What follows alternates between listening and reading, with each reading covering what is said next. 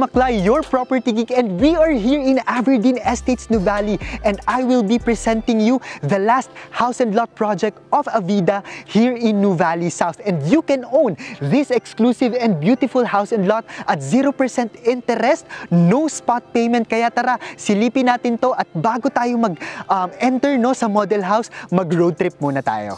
Before we visit the model unit in Aberdeen Estates, Nuvali, so konting road trip lang muna tayo, no? Of course, magsisimula ulit tayo just like on our previous videos dito kay Nuvali, no? Wherein nakalocate yung Landers, nakalocate yung Solenad Mall. So nasa unahan siyang part, no, ni Nuvali.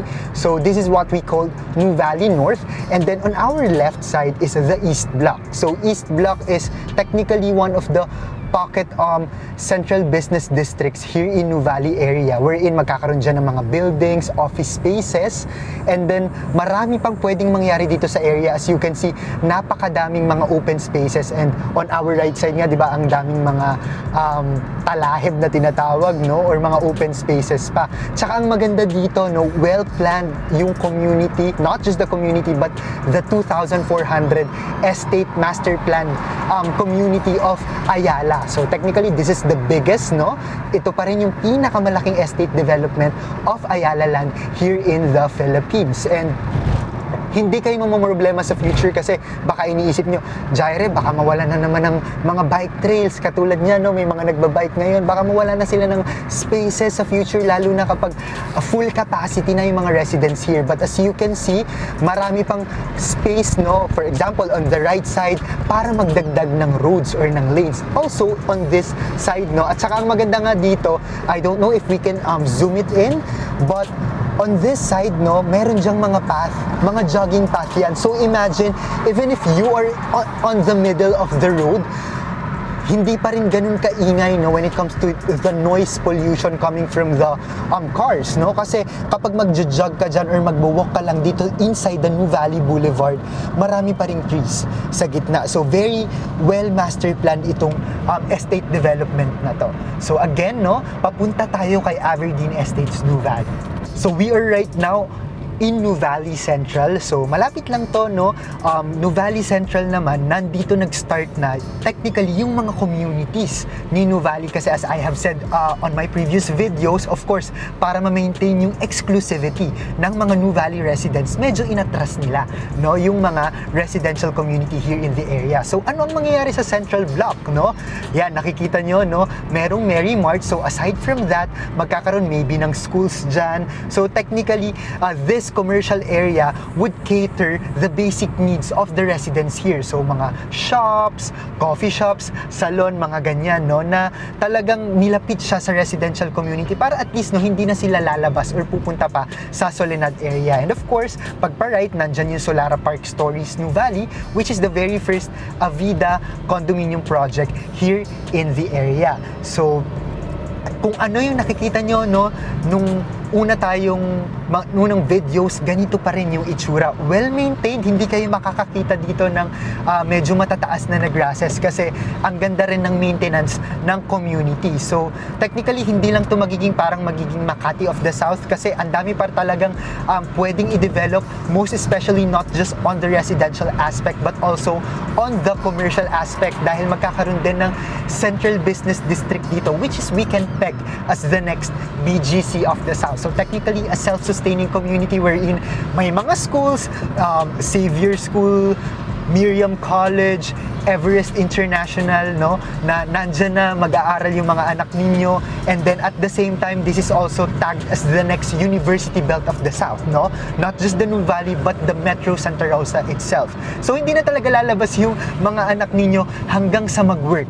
Dahil meron ng mga office spaces dito, tagged as the next Makati or BGC of the South. So, self-sustaining na talaga siya. On our left, if you can see that fencing, no, yung may color brown ba to, no? Basta yung kakaibang fencing na yan, this is what we call Rockwell South. So, Jaire part ba si Rockwell ng Nuvali? Why is it there is a direct access to Nuvali, yung Rockwell South? it's because kasi katabing-katabi lang ng developer na itong si Nuvali, which is an Ayala, and then Rockwell is technically, no, obviously a Rockwell land development, and of course, no, nag-share sila, no, ng access, no, and of course, sino bang mag-enjoy or magbe-benefit? Of course, investors, not just Nuvali investors itself, but also investors in Rockwell land. Not just that, no, in terms of market value appreciation, at kung ano rin yung gagawin na commercial developments ni Rockwell, because merong mga nagsasabi no magkakaroon din dyan ng power plant mall, ma-enjoy din ito ng Nuvali residents. So, gaano kaganda yon na hindi na kayo lalabas. Nandito na lahat sa loob ng Nuvali yung mga needs ninyo, most especially groceries, shops, and malls. And yung tinutumbok natin, of course, kakanan tayo dito papuntang Aberdeen, which is the West Diversity Avenue. Yung tumbok na yon, ang plan doon is magiging alfresco shop, no, or commercial building. So para siyang tower, and on top of that is magkakaroon ng alfresco dining with a view, of course, 360-degree view of Tagaytay Highlands, of Mount Makiling, and the Makati itself, because mataas din yung land elevation natin. On our left is an Alveo project, no, and on our right is wala pang development dyan, but no, based kay Alveo, magkakaroon ito ng commercial strip.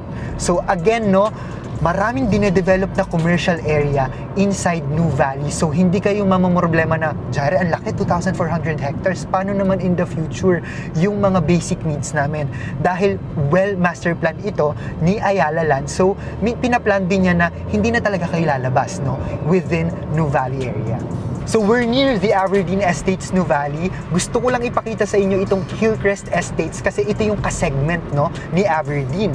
So meron tayong mga stock videos dyan kasi, di ba, nag-ano na tayo dyan, tour na tayo dyan nung may nag-reopen na lot. So kung mapapansin nyo, rolling terrain, hindi lang siya basta flat terrain. Kaya siya yung pinakamataas na segment ngayon ni Avida. So nag-turn right tayo. Actually, this road, no, ang naghahati lang dito is si South Dale Settings and then Aberdeen Estates. And then as you can see, very wide, no, yung road width, no. Ngayon, no, 2 big lanes, no, per road ang meron tayo, and at the same time magkakaroon pa dyan ng improvement. Of course, lalagyan pa nila ng trees, and then lalagyan pa nila ng, papagandahin pa nila yung pathway or walkway dito sa gilid. So ang mag-share lang dito, again, that's just to Avida development, no, on this Forest Avenue. And yung palatandaan, no, para ma-connect yung mga developments dito kay South is this bridge. So ngayon magpapaalam lang tayo sa guard and papunta na tayo mismo kay Aberdeen Estates. Ayan, naka-enter na tayo. Again, on our right is the South Dale Settings Nuvali, and on our left is the Aberdeen Estates Nuvali. Nakita nyo paahon because this is the highest peak of Nuvali South. So baka nalilito kayo, Jaire, bakit merong Avida Village, may Avida Settings, may Avida Estates? So market segments ito ng Avida, no? So Avida Village, yun yung pinaka basic, no, or yung introduction, and then Avida Settings, yun yung middle, and of course the highest segment is Avida Estates, which is where Aberdeen Estates Nuvali, no, dun siya nakasegment. So rolling terrain, siya yung may pinaka exclusive technically na development.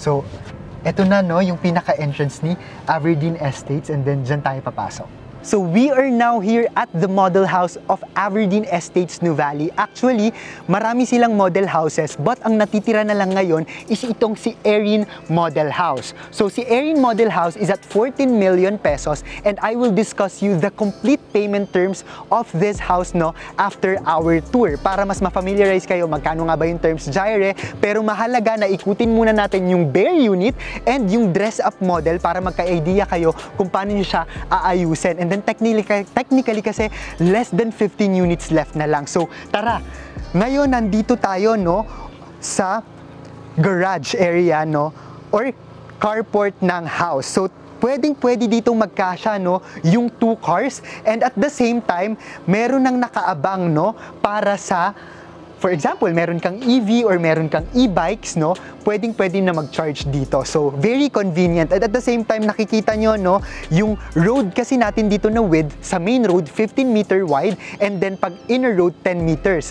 Pero as you can see, bago pa sa property line mo, meron pang excess na 2 meters for the walkway and then the greenery. So, gaano kalapat at gaano kaganda na very exclusive, high-end talaga yung feels kasi when it comes to your property line, hindi ka agad diretso sa gutter. So tara, pasukin natin. So again, no, 2 carports and then meron ka pang of course excess dito sa side, no, na pwede mong gawing garden, and then on this side also na about 1 meter pati sa likod. But ang mahalaga is makita muna natin yung bare type or standard finish. So kung ano yung nakikita nyo dito, ito yung i-deliver sa inyo. Not the usual size of the tiles, no, of the flooring, makikita nyo, no? Ang ganda ng size, hindi siya yung standard na maliliit lang na yung iba kasi parang tiles lang na ginamit sa bathroom. So, ang gusto ko dito is the big windows, which is very inviting sa natural lighting and not just the usual glass window. Ang galing nitong design na to kasi naka-corner siya. So, mas maganda tignan, mas high-end tignan, and at the same time, meron kang about 2.7 meter na floor to ceiling height. So, kahit magkaroon ka ng drop ceiling, walang problema. So, saan ako nakatayo ngayon? When I'm picturing this out, ito yung gagawin kong living area.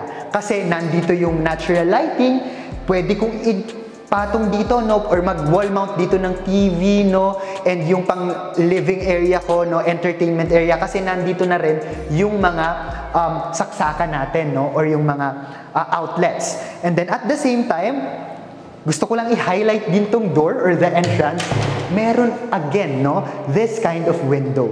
So, ang ganda ng itsura ng Erin, very high-end, and in love talaga ako kapag marami talagang window or space, no, or rooms, no, for natural lighting, katulad ng mga windows. And pagpasok mo, pwede mo magawing foyer ito, or sanitation area, or nandito, no, yung pag-iiwanan ng shoes bago ka pumunta dito sa living area.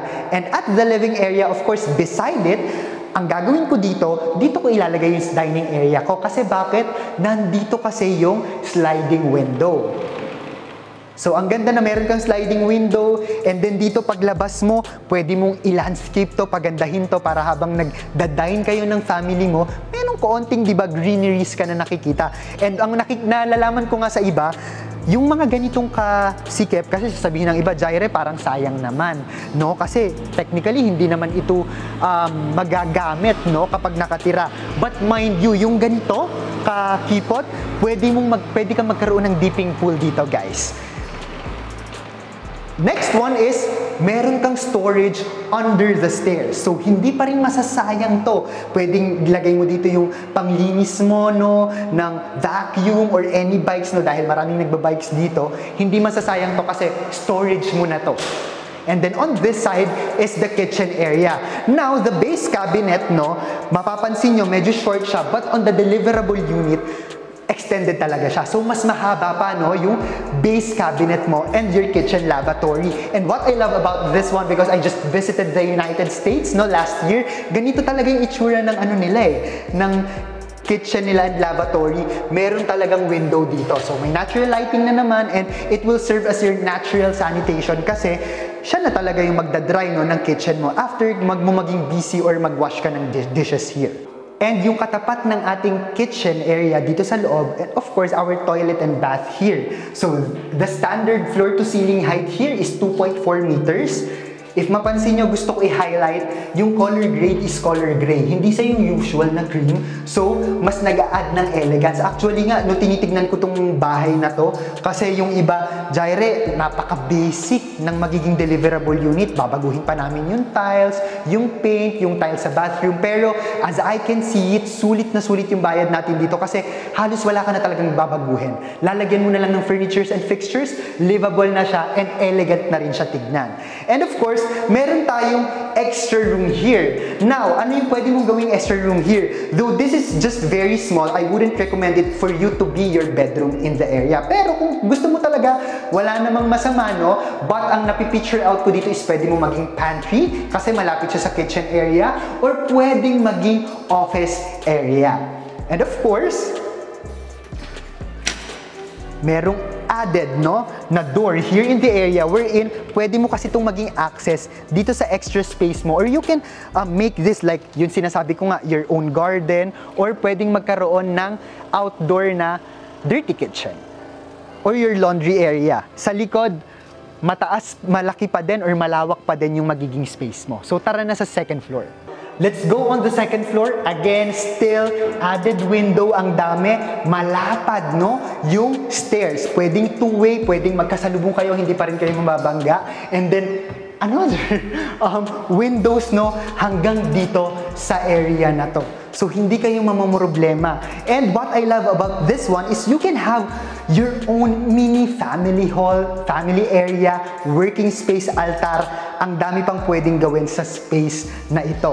Pag-akyat mo, nandito yung 8 square meter na first bedroom mo. So, pwedeng itong maging bedroom ng anak mo, or pwedeng maging guest room, no? At the same time, kung ano yung nakikita nyo, gaano kaganda yung window, ganito rin. Corner type din na window glass. Punta tayo sa second bedroom. Second bedroom natin is just yung mirror ng first bedroom. Magkasukat, magkasparehas, no, ng floor to ceiling height. Again, 8 square meter for your second bedroom. So, hindi ka problema kung meron kayong anak, no, one boy and one girl, meron na agad silang tag-isa na room. And of course, meron pa ulit tayong another toilet and bath here in the area, no, sa second floor. So, this is our common toilet and bath. So, hindi na bababa ang kids para mag-access ng toilet and bath kasi meron na to sa second floor. And my most favorite part, of course, the master's bedroom. The master's bedroom, which is obviously bigger, no, than the first and second one, no? And at the same time, ang dami mong pwedeng gawin, no, kasyang-kasya yung queen size bed, no? And then, of course, the balcony. The very spacious balcony in which nandito siya sa harap ng bahay mo para mas makita mo yung view ng area. Of course, master's bedroom nga siya. And at the same time, no, para at least, no, kung merong padating, of course, kung sino yung nasa master's bedroom or nagko-coffee ka dito, pagandahin mo. Kasi this is not your usual balcony, guys, ha. Mula here hanggang dito, no, ang spacious niya. And ang hangin niya talaga dahil nakita nyo naman kung gaano kataas yung land elevation dito sa area. Rolling terrain siya, no? Yun nga, yung sa side na yun, bubong na yung kita. Kasi mataas tayo, nasa mataas tayo na land elevation. So kung tatanungin mo ako, Jaire, kung mataas ba ang land elevation? Yes. Ano yung evidence? I-zoom in namin yon. Kitang-kita na yung Laguna Bay when we will zoom it in. So again guys, nandito tayo sa mataas na land elevation. So, I toured you around sa deliverable unit ng Erin House model. Punta naman tayo sa dress-up unit, no? Or sa dress-up model para magka-idea kayo paano pag may laman na, Jaire. So, let's go. Let's enter, no, sa dressed-up unit ng Erin Model House. Ayan. So, as you can see, meron ng laman. Yung living area na mukhang maliit kanina, pag nilagyan siya, no, ang dami mong pwedeng gawin. Ano napipicture out ko dito kasi yung ginamit na material, no, sa living area katulad nitong chair, sa dining, no, parang modern Filipino. Yes, no, it's obviously a modern Filipino style, no, yung ginamit nila sa model house. So again, pag enter mo ng room, ito, no, favorite ko to eh. Kasi added natural lighting. And then, may sanitation area siya na ginawa niyang, of course, storage, no, ng mga shoes. Again, this is a 98 square meter floor area. And then sa living area, as how I picture it, no, sa bare type or sa deliverable unit natin, nagkaroon siya ng sofa here, nagkaroon siya ng 2 chairs here, and then naka-wall mount yung TV niya, in which nandito naman kasi yung mga sockets, no, or yung outlets. And then of course, ganun din yung ginawa niya dito sa dining area. Nandito katapat ng sliding door yung naging dining table niya, in which dito total of 6, no, pero I think it can be adjusted to 8 to 10 seating capacity. So again, no, very inviting. Again, kahit nga hindi na tayo mag-ilaw ngayon, ang luwag. So the storage, no, may vacuum na agad. And then, punta tayo here. Wow, I love this kitchen area. Kita nyo kung gaano niya minaximize itong side ng kitchen. Ang haba, no? Naging long na yung base cabinet natin, kitchen area. Nilagyan niya ng overhead cabinet.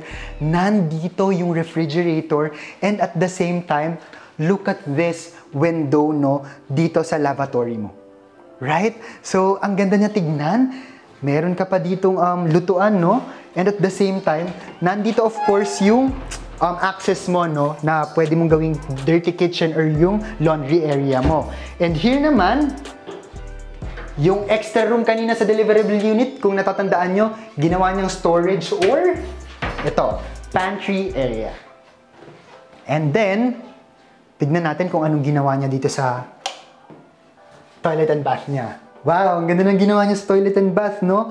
Ganda na rin kasi ng deliverable unit ng toilet, no? So, American standard na siya. Nilagyan niya ng base cabinet yung ilalim ng kanyang lavatory. At of course, no, yung mga medicine cabinet niya or kung ano man ilalagay mo dito sa storage, meron na ring naka-built-in na ganitong cabinet. And at the same time, meron of course partition ng glass through your shower area. So, let's go sa second floor. So, let's go na sa second floor, no, naglagay lang siya ng painting, nilagyan na lang yung blinds nung yung mga extra windows here sa area. Ang napipicture out ko nga dito dahil ang taas ng height ng pag nasa stairs hanggang dito sa may ceiling, pwede kang maglagay pa ng chandelier dyan or pwede ka pang maglagay ng iba-ibang accents dito. Ito yung sinasabi ko sa inyo. Yung parang sinasabi ko na pwedeng maging working space or family area, ginawa niyang working space. At ang nagugustuhan ko dito, no, sa house na to, kahit na naglagay ng gamit, ang feel ko parang nasa deliverable unit pa rin ako dahil ang spacious niya. Again, touch of modern Filipino. So let's go or enter on our first bedroom. Ang dinesign niya dito is parang pang baby, no, baby boy or baby girl, kaya ganito yung itsura. Pero pwede mo pang mas palakihin, no, yung bedroom mo. Tignan naman natin yung second bedroom. For our second bedroom, ito na, yung medyo nasa teenage na yung natin, yung nakatira dito or yung anak natin dito, no? So, mas naging spacious siya tignan and of course, no, mind you, ang ganda pa rin talaga ng cabinet at spacious pa din. And yung bathroom niya, kung ano yung ginawa sa baba, ganito rin yung ginawa dito sa bathroom for our second floor. And for our master's bedroom, wow! Wow! Very spacious yung bed, no? Good for couple. Ang daming naging storage, no? Meron silang own television or private television. At the same time, I also love this cabinet. And aside from that, no, naka-extend to, meron pa silang working space or pwedeng maging vanity area, no? And of course, nandito yung ating balcony. Ayan, so, wow, I love this model house. Wala na akong masabi kasi first time ko siya nakita actually kasi first time din or exclusive din na outside yung mga Avida sellers na makakapag-tour here. So, discuss natin yung price. Alam ko inaabangan nyo to. So we will discuss now the sample computation of this model house. As I have said earlier, the minimum lot area here is 169 square meters. Pero sa available natin na less than 15 units left, ang pinakamababa na lang kasi is at around 170 square meters. Pero yung i-discuss ko sa inyo is at 182 square meters lot area with a floor area of 95 square meters. Again, this is a RIN model. The total contract price is 14,217,000 pesos. Now, kapag kasama yung transfer of title fees, other charges, and the value-added tax, the total contract price would be at 15,140,000 pesos. Imagine, sulit na talaga to guys, no? Ang dami ko nang nakitang mga house and lots dito sa area, but this one is a good buy, no? Paano ba yung payment terms? Paano ko babayaran yung 15.1 million na yan kung hindi ako magka-cash payment gyre? Now, mahahati ito sa 20% down payment, which is yung 20% down payment, no, plus yung other charges, no, it's at around 3 million pesos. It's payable for 3 years. napakahaba, no? Magre-reserve ka lang at 50,000 pesos sa unahan, and then 1 month after the reservation, the following month, magpe-pay ka lang ng at around 82,725.34 pesos hanggang sa ika-36th month. Ganun lang, walang spot payment sa unahan, wala kang babayaran na malaking chunk. Yung maiiwan mo after 3 years na around 12.1 million, you can loan it through bank. But again, kagaya ng sinasabi ng kung strategy, no, sa mga previous videos natin, on top of your 82,000 pesos, you can pay anytime and any amount you can para mas nababawasan yung ilo-loan mo after 3 years, or you can just save it on your own personal or savings account, and then on your 36th month, mag-balloon payment ka. Baka nga after 3 years, hindi mo na kailangang mag-loan or sobrang liit na lang ng ilo-loan mo. Ang result nun, low loan amount, mas maliit na lang din yung iinteresan at magiging monthly payment mo. So I hope guys na tour ko kayo around the area. I'm very in love with this project of Avida, which is the Aberdeen Estates Nuvali. Kung gusto nyo makahabol sa less than 15 units left as we shoot today, feel free to contact me. It's +63 927 185 1590. That is my local Philippine number, iMessage, Viber, and WhatsApp account. You can also directly message me on my Facebook page, The Property Geek. Or if you want to connect with me personally and message me personally, my personal Facebook account is Jaire Valerio Mamaklay. Again, do not forget to subscribe and like our video, and of course, our The Property Geek YouTube channel. And I am in Hong Kong from April 9 to 15, kaya yung mga Filipinos natin working abroad, no, or living there who wants to have their retirement home, perfect itong si Aberdeen Estates Nuvali sa inyo. Kung gusto nyo set up, no, over a cup of coffee, feel free to do so, and I would love to give value through real estate here in the Philippines. Again, this is Jaire Mamaklay, your property geek, inviting you to come home to the Philippines, come home to Santa Rosa.